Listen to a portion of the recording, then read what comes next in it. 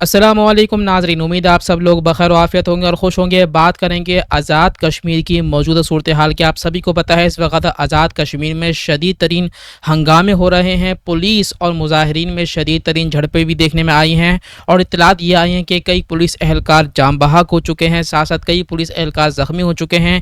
کئی مظاہرین بھی اس وقت اطلاعات کے مطابق جاں بحق ہو چکے ہیں اور کچھ زخمی بھی ہیں، اور مظاہرین اپنے قریبی راشوں کو جو ہے سامنے رکھ کر اس وقت احتجاج ریکارڈ کرا رہے ہیں۔ بات سٹارٹ کرتے ہیں کہ یہ احتجاج کا سلسلہ شروع کب ہوا اور کیوں ہوا، کیا مطالبات ہیں اور کس نے کیا، یہ سب آپ کو تفصیلات سے بتائیں گے۔ تو ویڈیو کو یہیں پر لائک کر لیجئے اور آپ کا اس حوالے سے کیا خیال ہے کامنٹ باکس میں اپنی قیمتی رائے ضرور دیجیے گا اور ویڈیو کو مکمل ضرور دیکھیے گا۔ سب سے پہلے بات سٹارٹ کرتے ہیں کہ یہ ہنگامے شروع کہاں سے ہوئے اور کس نے کیے۔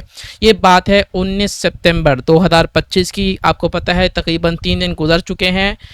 جوائنٹ عوامی ایکشن کمیٹی نے یہ احتجاج کرنا شروع کیا ہے اور یہ احتجاج جو ہے وہ آٹے اور بجلی کی قیمتوں میں بڑھنے کی وجہ سے ہوئے ہیں اور ساتھ ساتھ اور بھی مطالبات ہیں۔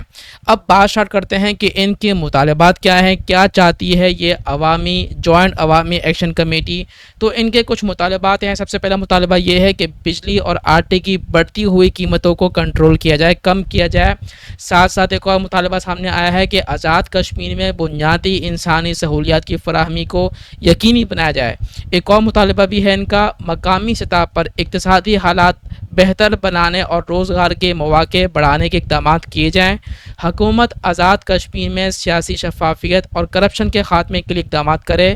عوام کی معاشرتی اور سیاسی حقوق کی مکمل حفاظت کی جائے۔ مظاہرین کے خلاف اٹھائے گئے کریک ڈاؤن اور گرفتاریوں کو واپس لیا جائے۔